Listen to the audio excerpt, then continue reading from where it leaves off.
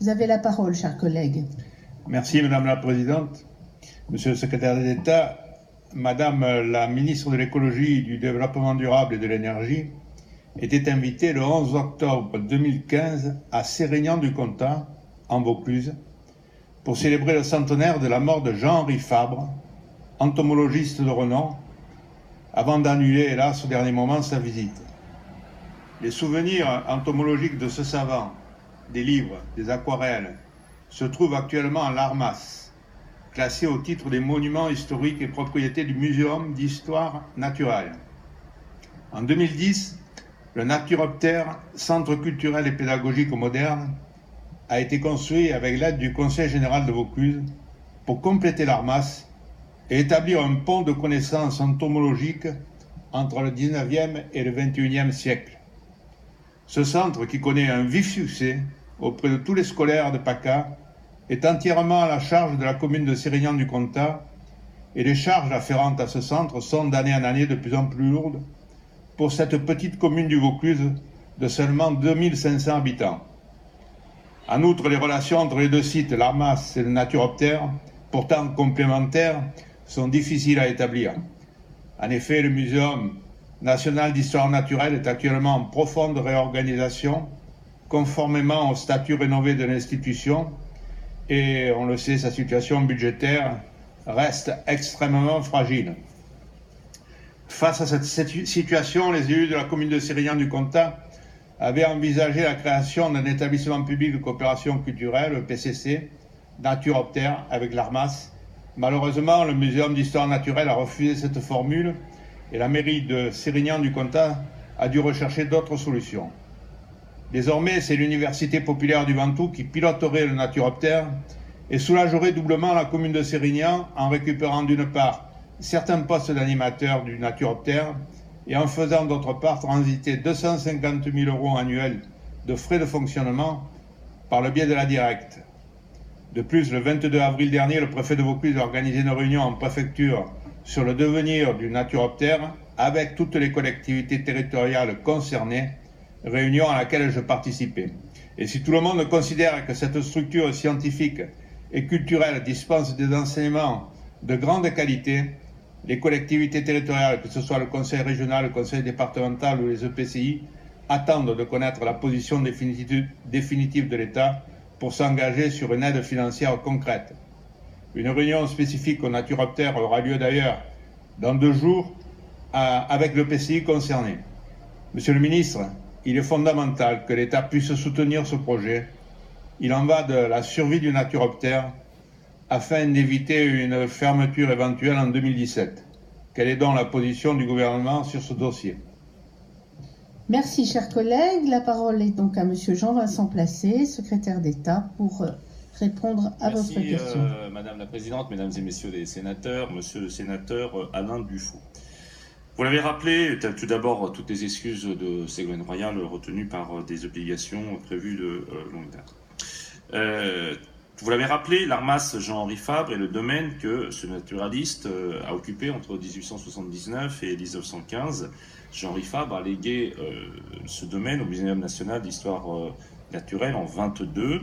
Il est la première maison naturaliste rénovée en France et labellisée Maison des Illustres en 2011. Il bénéficie de la renommée mondiale de Jean-Henri Fabre, que Darwin a considéré comme le père de l'éthologie entomologique. Rénové entre 2000 et 2005 par le Muséum, pour un coût déjà de 1,5 million d'euros. L'Armas a rouvert au public en mai 2006. Il est depuis ouvert 7 mois par an et reçoit en moyenne 8300 visiteurs par an, soit une recette moyenne de 38 000 euros. Le Naturoptère a été conçu comme un établissement complémentaire de l'Armas, mais adapté aux exigences actuelles d'accueil des publics, en particulier scolaires. Cette structure d'un coût global de 4 millions d'euros a été réalisée grâce au financement du Conseil régional de Provence-Alpes-Côte d'Azur, 1,5 million d'euros, du Conseil général du Vaucluse pour 1,5 million d'euros, et en effet de la commune de Sérignan-du-Comtat pour 1 million d'euros. La commune gère seule l'établissement, ouvert toute l'année depuis 2010. Sa fréquentation prévue à court terme devait être de 30 000 visiteurs par an. En 2015, après 5 ans d'exercice, sa fréquentation annoncée de 18 000 entrées par activité sur site ou extérieur au site, à savoir au sein des écoles, soit environ 3 200 par an. Son déficit est d'environ 300 000 euros par an depuis l'ouverture. Le déficit cumulé à ce jour atteint 1,5 million d'euros. Des collaborations ont été mises en place par la direction des deux structures dès l'automne 2009. Mais compte tenu de la proximité des deux sites éloignés de tout centre d'activité et mal desservis, les estimations de fréquentation du naturoptère qui avaient été faites ont été manifestement surévaluées et faire reposer son fonctionnement sur une seule commune de 2500 habitants apparaît pour le moins surprenant. Un comité scientifique du naturoptère a été constitué, qui ne s'est réuni qu'une fois, en mars 2014, sous la présidence de la préfecture du Vaucluse. Le comité a souligné que la présentation scolaire du naturoptère était peu attractive pour le grand public. Le naturoptère a maintenu son action en faveur des scolaires tout en enregistrant une baisse régulière de la fréquentation scolaire, y compris en 2015, et bien que ce soit l'année du 100e anniversaire de la disparition de Jean-Henri Fabre. En juillet 2014, le préfet du Vaucluse a réuni l'ensemble des partenaires, dont les nouveaux élus de Sérignan. Il a été proposé la création d'un établissement public de coopération culturelle entre le département, la région, l'académie et le muséum. Aucun partenaire n'a souhaité s'engager sur des moyens financiers liés au fonctionnement. Le conseil régional et le conseil départemental, rappelant qu'ils avaient participé à l'investissement, mais n'avaient pas vocation à contribuer au fonctionnement et le muséum, qui a pleinement rempli ses obligations et emploie 6 personnes sur le site, n'est pas en mesure d'apporter un financement supplémentaire. Confronté au déficit chronique du naturoptère, le conseil municipal a décidé le 17 mai 2016 de fermer l'établissement au 31 décembre 2016, si aucune autre solution de portage n'était trouvée pour cette échéance. Comme vous, je suis choqué que la mobilisation de l'argent public du département, la région et la commune puisse se terminer par la fermeture de l'établissement, d'autant qu'il s'agit de contribuer à une mission importante, celle de l'éducation et l'information du public sur la biodiversité.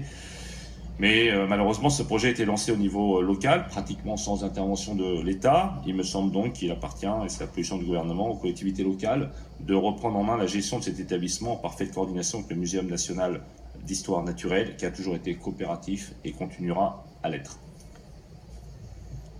Bien. La parole est à Monsieur Alain Dufaux pour répondre à Monsieur le secrétaire d'État.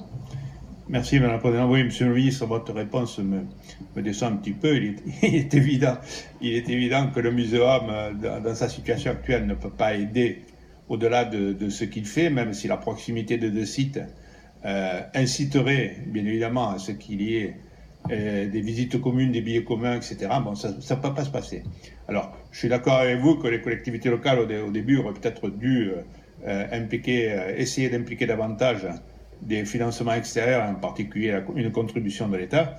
Il n'empêche que désormais, cet équipement qui est d'une qualité exceptionnelle ne peut pas envisager une fermeture, ne serait-ce que parce qu'il a été financé intégralement par de l'argent public et parce qu'il connaît un succès réel sur le terrain.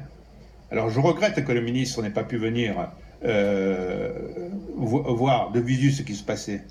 Maintenant, je vous invite, si d'aventure, comme beaucoup de ministres, vous venez au Festival d'Avignon avant la fin du mois de juillet, je vous en supplie, passez une heure à Sérignan-du-Comtat, je vous y recevrez le maire, et vous verrez que la qualité pédagogique de cet outil, qui apprend la nature et sa protection, surtout aux scolaires, ne peut pas se terminer comme ça. Merci. Bien.